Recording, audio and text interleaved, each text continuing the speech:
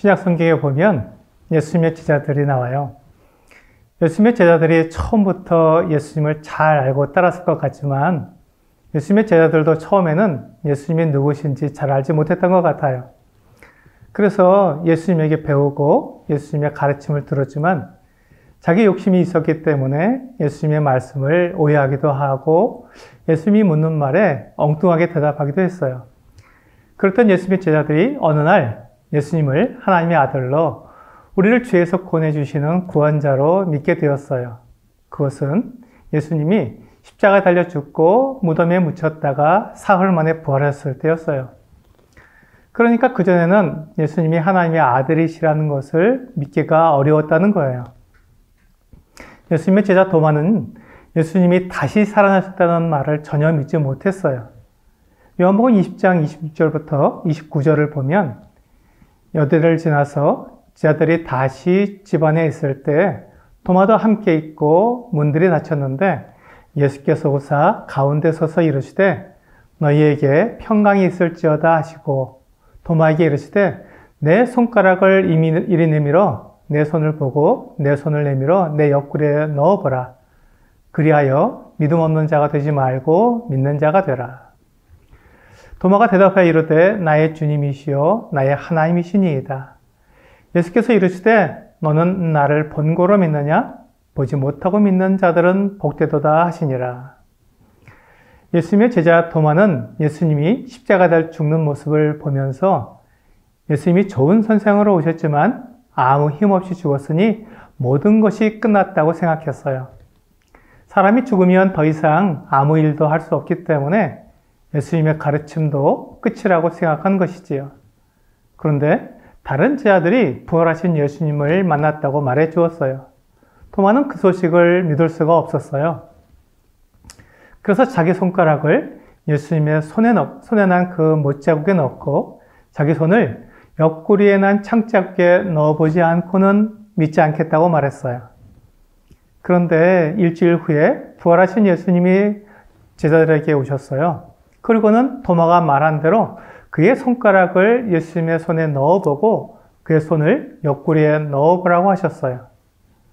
예수님은 십자가에 못 박혀 죽으셨지만 다시 살아나신 거예요. 도마에게 그것을 확인해보고 믿으라고 말씀하셨어요. 도마는 나의 주님이시요 나의 하나님이시니이다 라고 고백을 했어요. 그는 처음에 예수님을 훌륭한 선생님으로 알고 따랐지만 하나님의 아들로는 믿지 못했어요. 그러나 부활하신 예수님을 만난 후에 그는 완전히 달라졌어요. 예수님이 하나님의 아들이라는 것을 분명히 믿게 된 거예요. 이렇게 예수님이 하나님의 아들이시며 우리를 죄에서 구원하시는 구원자라는 것을 믿는 것이 우리가 믿는 믿음의 내용이에요. 그리고 우리가 전하는 내용도 바로 이것이지요. 이제 예수님의 제자들은 사람들에게 예수님을 전하기 시작했어요. 제자들이 전하는 소식의 핵심적인 내용이 무엇일까요? 예수님이 하나님의 아들이라는 사실이에요. 그리고 예수님이 사람들의 죄를 대신해서 십자가에 달려 죽으셨다는 거예요.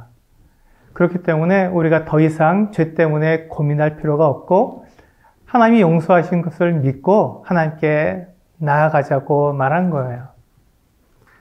우리가 이 말씀을 통해 알 수 있는 것은 믿음은 내가 확인해보고 확실해야 믿을 수 있다는 거예요. 복된 소식을 전해 듣고 그것이 정말 그런지 알아보고 확실할 때 믿음이 생기는 거예요. 하나님이 나를 얼마나 사랑하고 계시는지 그리고 하나님을 믿는 것이 얼마나 좋은지 알게 되기 때문에 복음이라고 말하는 거예요. 물론 하나님의 사랑을 받아들이지 않는 사람도 있어요. 그 사람은 어리석은 사람이에요. 그 사람은 생명을 보면서도 생명을 거절하는 사람이기 때문에 용서받지 못해서 생명을 얻지 못하는 사람이에요. 내 죄가 용서되고 내가 하나님 보시기에 의롭게 된 것은 오직 하나님께서 먼저 나를 용서해 주시고 그 아들을 나를 위한 구원자로 보내주셨기 때문에 이루어진 일이에요. 하나님이 나를 위해 이미 해놓으신 일을 알고 믿을 때 하나님의 약속이 나에게 이루어져서 하나님께로 돌아갈 수 있게 된 거예요. 그렇기 때문에 하나님께 감사드리며 하나님을 높이는 거예요. 이렇게 복음을 듣고 믿은 사람을 거듭난 사람이라고 불러요. 거듭났다는 말은 다시 태어났다는 말이에요. 그러니까 거듭난 사람은 2번 태어난 사람이지요. 한 번은 부모님에게서 태어난 것이고 두 번째는 하나님에게서 태어난 사람이에요. 우리가 다시 태어난다고 하니까 두 번째도 어머니의 뱃속에 들어갔다가 태어나는 것으로 오해하는 사람이 있어요. 그리고 사람이 어떻게 2번 태어날 수 있느냐고 말하면서 혹시 잘못된 생활을 하던 사람이 갑자기 착하게 변하면 그게 2번 태어난 사람이 아니냐고 말하기도 해요. 이런 것을 개과천선이라고 말하지요. 개과천선이라는 말은 지난날의 잘못을 뉘우치고 고쳐서 착하게 된다라는 뜻이에요. 그렇지만 이 사람이 다시 태어난 것은 아니에요. 새롭게 변했으니까 다시 태어난 것처럼 보이지만 착하게 변했다고 해서 다시 태어난 것은 아니에요. 착하게 변한 것과 다시 태어난 것은 전혀 다른 거예요. 요한복음 3장 3절부터 7절을 보겠어요. 예수께서 대답하여 이르시되 진실로 진실로 내게 이르노니 사람이 거듭나지 아니하면 하나님의 나라를 볼 수 없느니라. 니고데모가 이르되 사람이 늙으면 어떻게 날 수 있사옵나이까? 두 번째 모태에 들어갔다가 날 수 있사옵나이까? 예수께서 대답하시되 진실로 진실로 내게 이르노니 사람이 물과 성령으로 나지 아니하면 하나님의 나라에 들어갈 수 없느니라. 육으로 난 것은 육이요 영으로 난 것은 영이니 내가 내게 거듭나야 하겠다 하는 말을 놀랍게 여기지 말라. 니고데모라는 바리새인이 밤중에 예수님을 찾아왔어요. 이 사람은 예수님이 너무 궁금했던 것 같아요. 예수님은 사람들에게 기적 같은 일들을 보여주셨어요. 그 이야기를 들은 니고데모는 그런 일을 하는 사람은 하나님께로부터 온 사람일 수밖에 없다고 생각한 거예요. 그런데 예수님은 단순한 선지자처럼 보이지 않았어요. 그 선지자들보다 더 큰 일을 하고 계시고 또 그들보다 더 잘 가르쳐 주셨기 때문이에요. 그래서 니고데모는 예수님에 대해서 정확하게 알아보려고 밤중에 예수님을 찾아왔어요. 예수님께서는 니고데모에게 사람이 거듭나지 않으면 하나님 나라를 볼 수 없고 그 나라에 들어갈 수 없다고 말씀하셨어요. 그러자 니고데모는 사람이 어떻게 다시 태어날 수 있느냐고 물었어요. 다시 어머니 뱃속에 들어갔다가 태어나야 하느냐고 물었어요. 그렇지만 어머니 뱃속에 들어갔다가 다시 태어날 수 있는 사람은 없어요. 그래서 예수님께서 니고데모에게 알려주셨어요. 한 번은 부모님에게서 태어나지만 다시 태어나는 것은 영으로 태어나는 것이기 때문에 하나님에게서 태어나는 것이라고 말씀해 주셨어요. 이렇게 다시 태어난 사람이 거듭난 사람이에요. 그리고 하나님에게서 태어난 사람은 하나님의 자녀이지요. 거듭난 사람은 그가 2번 태어나는 것처럼 성품도 2가지를 가지고 있어요. 부모님에게서 물려받은 성품과 하나님에게서 물려받은 성품이 있는 거예요. 부모님에게서 우리의 몸을 물려받았잖아요. 그래서 부모님에게서 물려받은 성품을 육체의 성품이라고 부르고 하나님에게서 물려받은 성품을 성령의 성품이라고 불러요. 어떤 사람은 거듭난 사람은 하나님에게서 났기 때문에 성령의 성품만 가진다고 말하기도 해요. 그렇다면 몸을 가지고 있지 않아야 하는데 우리는 몸을 가지고 있잖아요. 이 몸을 가지고 있다는 말은 우리가 육체의 성품도 가지고 있다는 것을 말해주는 거예요. 그렇다면 육체의 성품은 어떤 일을 할까요? 육체의 성품은 하나님을 떠나서 자기를 최고로 생각하는 성품이에요. 욕심도 부리고 불평도 하고 나쁜 생각도 하고 못된 말도 하는 거예요. 이것이 우리 육체의 성품이에요. 그렇다면 성령의 성품은 어떨까요? 성령의 성품은 하나님을 닮은 성품이에요. 그래서 하나님처럼 진실하고 거룩한 행동을 하고 싶어 하는 거예요. 이것은 개과천선과는 달라요. 개과천선은 다른 사람 앞에서 착하게 행동하는 것이지만 성령의 성품은 하나님을 닮고 싶은 마음으로 행동하는 거예요. 그러니까 근본적으로 차이가 있는 것이지요. 거듭난 사람, 성령의 성품으로 살아가는 사람도 잘못을 하고 죄도 지을 수 있어요. 왜냐하면 육체의 성품을 가지고 있기 때문이에요. 거듭난 사람은 두 가지 성품을 모두 가지고 있기 때문에 어떤 때는 육체의 성품이 나올 수 있고 또 어떤 때는 성령의 성품이 나올 수도 있어요. 그래서 거듭난 사람도 잘못할 수 있는 거지요. 갈라디아 5장 16절부터 18절은 이 부분에 대해서 말씀해 주고 있어요. 내가 이르노니 너희는 성령을 따라 행하라. 그리하면 육체의 욕심을 이루지 아니하리라. 육체의 소욕은 성령을 거스르고 성령은 육체를 거스르나니 이 둘이 서로 대적함으로 너희가 원하는 것을 하지 못하게 하려 함이니라. 너희가 만일 성령의 인도하시는 바가 되면 율법 아래에 있지 아니하리라. 이 말씀에서 보면 한 사람에게 육체의 욕심을 따르는 모습과 성령을 따르는 모습이 함께 있는 것을 볼 수 있어요. 그렇다면 성령을 따르는 사람과 육체의 욕심을 따르는 사람을 어떻게 구분할 수 있을까요? 그것은 육체의 욕심을 따르는 사람은 우리 몸이 원하는 것을 하게 되기 때문에 내가 최고가 되려고 해요. 그리고 내 몸이 좋아하는 것만 하려고 해요. 우리의 몸은 맛있는 것을 먹고 또 마시고 좋은 옷을 입는 것을 좋아해요. 그리고 다른 사람에게 높임받는 것을 좋아하지요. 사실 이렇게 되기 위해서는 원칙대로 다른 사람과 공정하게 실력을 검증받는 것이 중요한데 그렇게 하면 내가 원하는 것을 이루지 못할 수도 있으니까 법도 어기고 공평하지 못한 방법도 사용하는 거예요. 그것은 육체의 욕심을 따라 사는 사람의 모습이에요. 그런데 성령을 따라 사는 사람은 성령의 열매를 맺게 돼요. 성령의 열매는 우리 갈라디아서 5장 22절과 23절에 나와 있어요. 오직 성령의 열매는 사랑과 희락과 화평과 오래 참음과 자비와 양선과 충성과 온유와 절제니 이 같은 것을 금지할 법이 없느니라.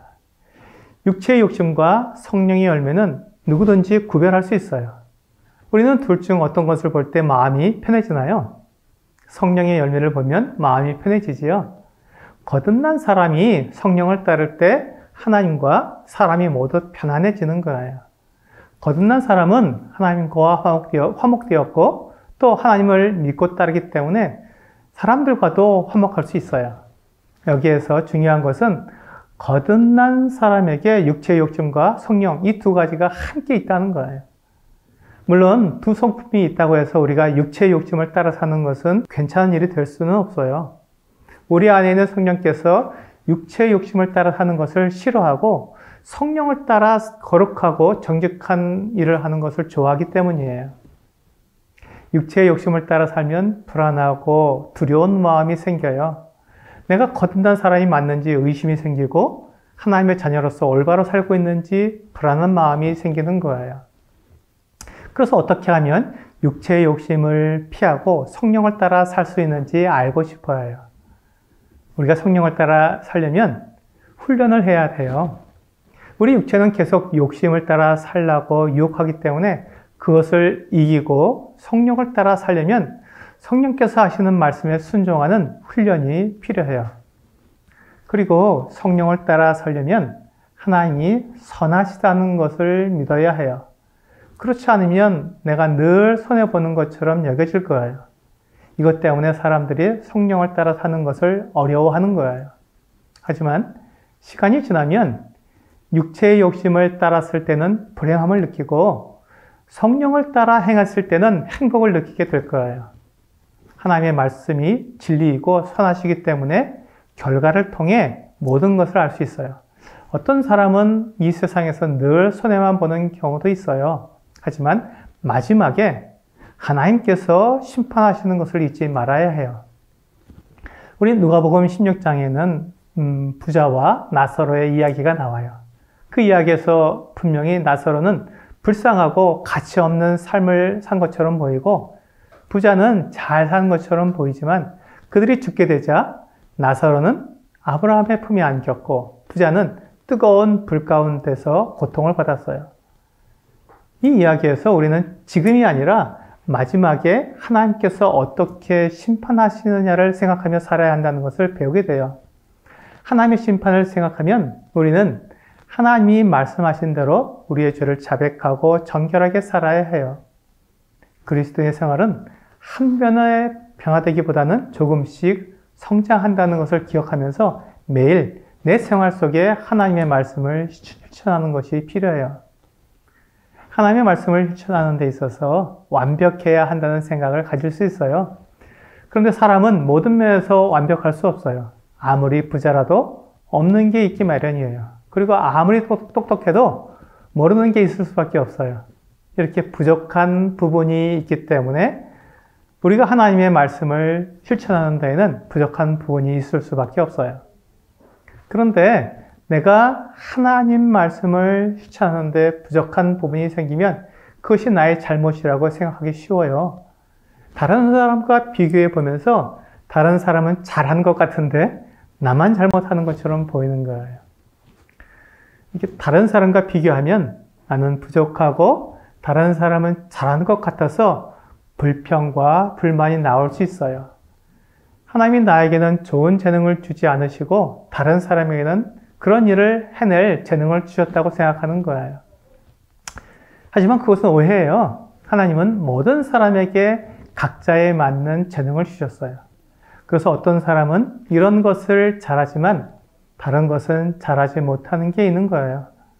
그래서 우리가 하나님께서 나에 대해 가장 좋은 것을 주시는 선한 분이라는 것을 믿으면 하나님이 나를 통해서도 영광을 받으시며 나를 통해 하나님의 뜻을 이루시는 것에 감사할 수 있어요. 우리가 예수님을 믿게 되면 가장 큰 어려움은 집에서 시작돼요. 부모님이나 형제들이 나를 비교하기 때문이에요.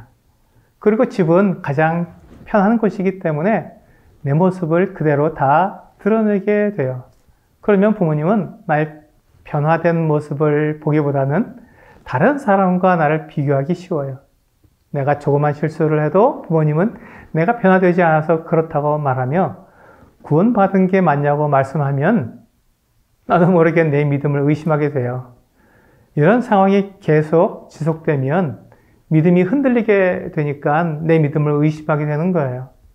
여기에서 우리가 잊지 말아야 할 것은 예수님을 믿고 거듭난 사람이라도 두 가지 성품이 있다는 것이에요. 그래서 성령을 따르기도 하지만 육체의 욕심을 따라 행동하기도 하는 거예요. 그리고 믿음 생활을 막 시작했을 때는 성령을 따르는 것보다 육체를 따르기가 더 쉬워요. 마치 어린아이가 태어났을 때 다른 사람을 배려하기보다는 자기 필요를 따라서 울고 소리내는 것과 같아요. 어린아이가 그렇게 행동해도 그 아이를 나무라지 않는 것은 아직 성장하지 않았기 때문이죠.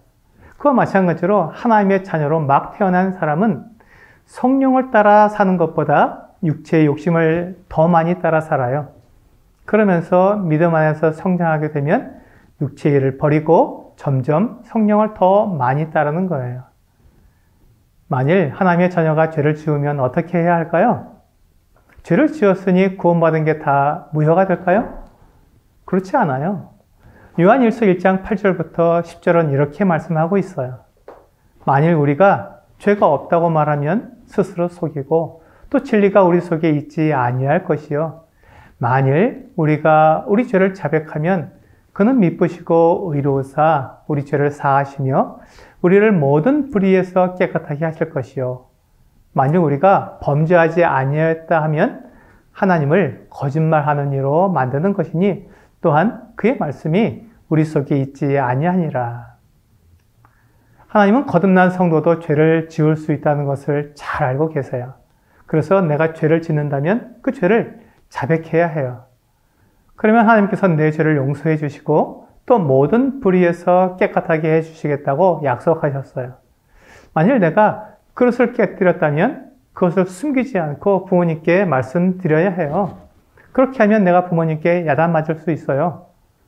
그것을 두려워해서 감추면 나중에 부모님께 더 큰 벌을 받게 돼요. 내가 잘못한 것을 자백하는 것이 두렵고 떨리지만 자백하고 나면 그 잘못 때문에 불안해할 필요가 없어요.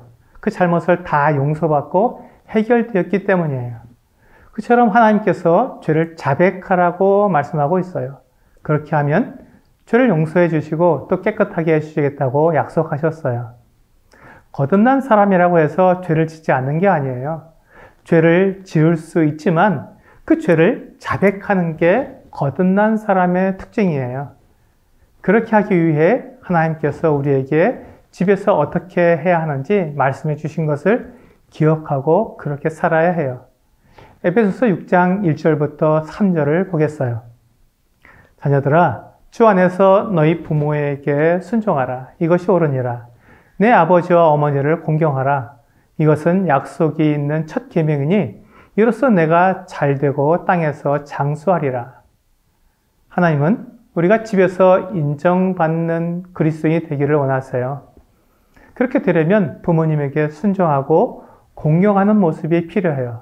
물론 부모님도 사람이기 때문에 실수를 하고 잘못도 할 수 있어요. 그러나 부모님의 의도는 자식들이 올바르게 성장하기를 바라는 것이에요. 비록 부모님이 연약하더라도 하나님은 부모님에게 순종하고 공경하라고 말씀하셨어요. 이렇게 하는 것이 내가 거듭난 사람으로서 하나님의 성품을 나타내는 방법이에요. 또한 디모데전서 5장 4절은 만일 어떤 과부에게 자녀나 손자들이 있거든 그들로 먼저 자기 집에서 효를 행하여 부모에게 보답하기를 배우게 하라. 이것이 하나님 앞에 받으실 만한 것이니라 라고 말씀하고 있고 8절은 누구든지 자기 친족, 특히 자기 가족을 돌보지 아니하면 믿음을 배반한 자요 불신자보다 더 악한 자니라 라고 말씀하고 있어요. 이것이 그리스도인으로서 해야 될 일이에요. 물론 우리가 집에서 행동하는 것이 100점일 수는 없어요. 우리도 연약하고 부족하기 때문이에요. 그럴지라도 하나님은 우리가 이 일에 최선을 다하기를 원하세요. 하나님을 알지 못하는 친구들이 부모님을 원망하고 제멋대로 행동하는 것을 부러워하지 말고 그 결과가 얼마나 부끄럽고 자기 삶을 망치는 것인지 생각하면서 하나님께서 말씀하신 대로 부모님께 순종하고 공경하며 가족과 친척을 돌아보아야 해요. 마태복음 5장 16절은 이렇게 말씀하고 있어요. 이같이 너희 빛이 사람 앞에 비치게 하여 그들로 너희 착한 행실을 보고 하늘에 계신 너희 아버지께 영광을 돌리게 하라. 우리가 착한 행실을 하는 것이 내가 좋은 사람이라는 것을 나타내기 위해서가 아니에요. 우리는 이런 부분에 오해를 가지고 있는데 내가 착한 행실을 하는 것은 하나님을 나타내기 위해서예요. 내가 착한 일을 하면 내가 믿고 따르는 하나님을 드러낼 수 있어요. 우리는 그것 때문에 착한 일을 하는 거예요. 만일 내가 슈퍼마켓에서 그 물건을 샀는데 거스름돈을 더 많이 받았다면 그것을 돌려주어야 해요. 그것이 내가 착한 사람이라서가 아니라 하나님을 믿고 따르는 사람은 모든 일을 정직하게 하기 때문에 나에게 잘못 준 그 거스름돈을 정확하게 돌려주는 거예요. 그렇게 하면 내가 칭찬을 받겠지만 내가 하나님을 믿고 따르는 사람이라는 것을 드러내면 하나님이 영광을 받으시는 거예요. 만일 잘못된 거스름돈을 내가 가지게 되면 나에게 돈이 많기 때문에 즐겁게 살 수 있을 거라고 생각하지만 그것으로 하나님께 영광을 드릴 기회를 없애버리게 되는 거예요. 세상에서 하나님을 나타내는 게 우리가 존재하는 목적이라고 배웠어요. 그렇다면 우리는 착한 행실을 통해 하나님을 나타내므로 우리의 원래 목적을 실천하게 되는 거예요. 하나님께서 우리의 모든 죄를 용서하시고 하나님과 사랑의 교제를 나누게 하신 이유가 우리를 하나님의 목적으로 돌아오게 하신 것이기 때문에 우리의 착한 행실이 필요한 거예요. 에베소서 2장 8절부터 10절 말씀은 이것을 분명히 나타내주고 있어요. 너희는 그 은혜에 의하여 믿음으로 말미암아 구원을 받았으니 이것은 너희에게서 난 것이 아니요 하나님의 선물이라. 행위에서 난 것이 아니니 이는 누구든지 자랑하지 못하게 함이라. 우리는 그가 만드신 바라 그리스도 예수 안에서 선한 일을 위하여 지으심을 받은 자니 이 일은 하나님이 전에 예비하사 우리로 그 가운데서 행하게 하려 하심이니라. 하나님께서 사람들을 구원하신 것은 거듭난 사람들이 그리스도 예수 안에서 선한 일을 하게 하려는 거예요. 그것은 하나님께서 처음부터 그 일을 하도록 예비하신 것이기 때문에 우리가 그 일을 하기를 원하시는 거예요. 내가 선한 일을 함으로 내가 영광을 받는다면 그것은 하나님의 목적이 맞지 않아요. 내가 선한 일을 하는 것은 그것을 통해 하나님께서 영광을 받으시게 하려는 거예요. 우리가 어디에 있든지 이것을 생각해야 해요. 우리가 이 세상에 있는 이유는 하나님이 선한 분이라는 것을 나타내기 위해서라는 것을 기억해야 해요. 그렇게 되면 하나님은 가장 옳고 선한 일을 하시는 분이라는 것을 세상이 알게 될 거예요. 하나님이 하시는 말씀도 믿을 수가 있고 또 하나님이 하신 약속도 믿게 될 거예요. 그렇다면 예수님을 보내신 하나님의 그 마음과 그 뜻을 알게 될 것이기 때문에 사람들이 예수님을 믿고 모든 죄를 용서받고 하나님께로 돌아올 수 있는 거예요. 그리고 하나님을 믿는 사람은 두 가지 성품을 가지고 있다는 것을 알아야 해요.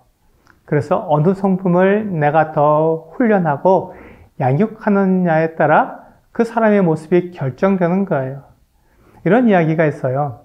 어떤 사람이 흰 개와 검은 개를 키우고 있는데 어느 날 사람들이 이 사람에게 만약 이 두 마리가 싸우게 된다면 어느 개가 이기겠냐고 물었어요. 사람들은 두 개의 차이를 분석하고 더 힘세고 싸움을 잘하는 개가 이길 거라고 생각했어요. 하지만 개의 주인은 이렇게 말했어요. 내가 더 밥을 잘 주는 개가 이길 겁니다. 그래요. 내가 어떤 성품을 더 양육하고 더 훈련하느냐에 따라서 내가 가진 성품이 다른 성품을 이길 수 있어요.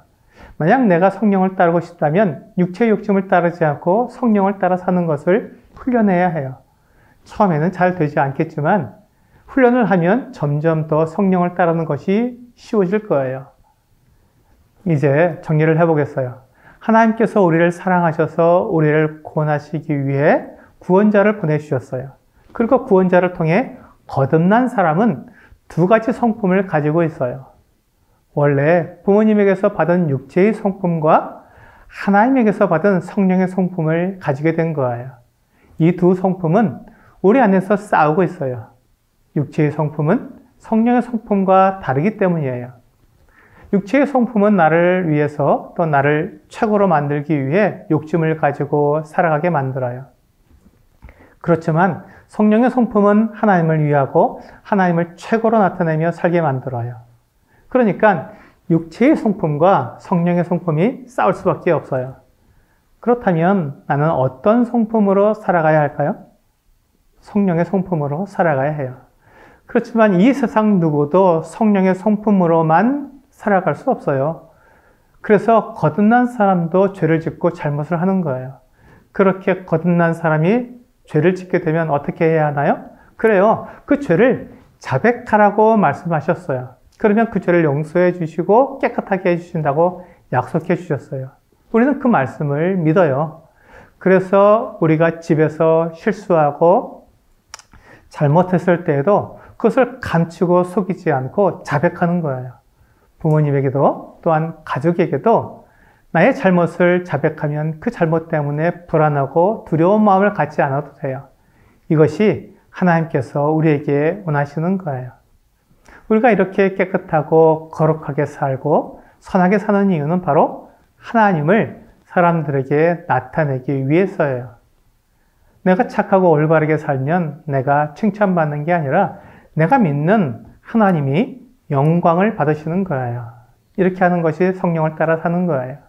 비록 하루아침에 내가 착하고 거룩하게 변하지는 않겠지만 성령을 따라 사는 것을 계속 훈련하면 성령을 따라 사는 삶이 점점 쉬워질 거예요.